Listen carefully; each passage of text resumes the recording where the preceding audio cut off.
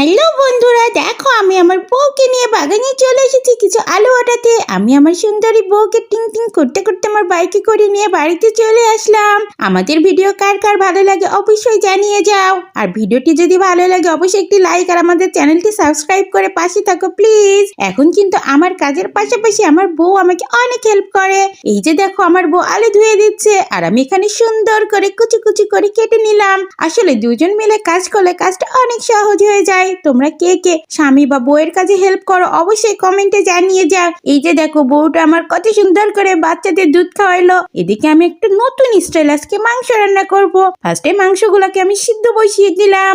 আসলে আমার রান্না করতে অনেক ভালো লাগে, সেজন্যই তো আমি আমার লক্ষ্মী সুন্দরী বউকে আমি রান্না করে খাওয়াই। তোমরা তো সেটা ভালো করেই জানো। এই যে দেখো বউ ফার্ম থেকে ডিমগুলো সব সুন্দর করে সংগ্রহ করে নিল। এইদিকে আমি ফ্রাই প্যানের মধ্যে তেল দিয়ে দিলাম। এবার সেই সিদ্ধ করা মাংসগুলো একটু ভেজে তার মধ্যে কিছু মশলা দিয়ে দিলাম। কিছু সয়া সস না দিলে কি হয়, কারণ সস দিলে তো খাবারটা অনেক সুন্দর হয়ে যায়। এই যে দেখো আমি ঘুটুনো করে সুন্দর করে ভাজি করে নিলাম। এদিকে আমার বউ ফোন দিয়ে আমার বাঘ বন্ধুকে দাওয়াত দিচ্ছে। হ্যাঁ, আমার বাঘ বন্ধু কিন্তু চলে আসবে, সঙ্গে কিন্তু ভাল্লুকও আসবে।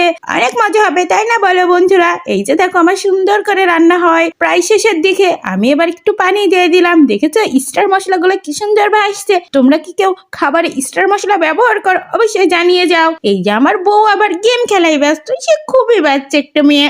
এই যে দেখো আমার বন্ধুরা গাড়িতে করে কতগুলো সবজি নিয়ে বাসায় চলে এসেছে। আসলে আমার বন্ধুরা আর আমার মিলেমিশে খাওয়ার খেতে অনেক ভালো লাগে। আমরা সবাই অনেক আনন্দ করলাম এবং সবাই মিলেমিশে খাবার খেলাম। ভিডিওটি কেমন লাগলো?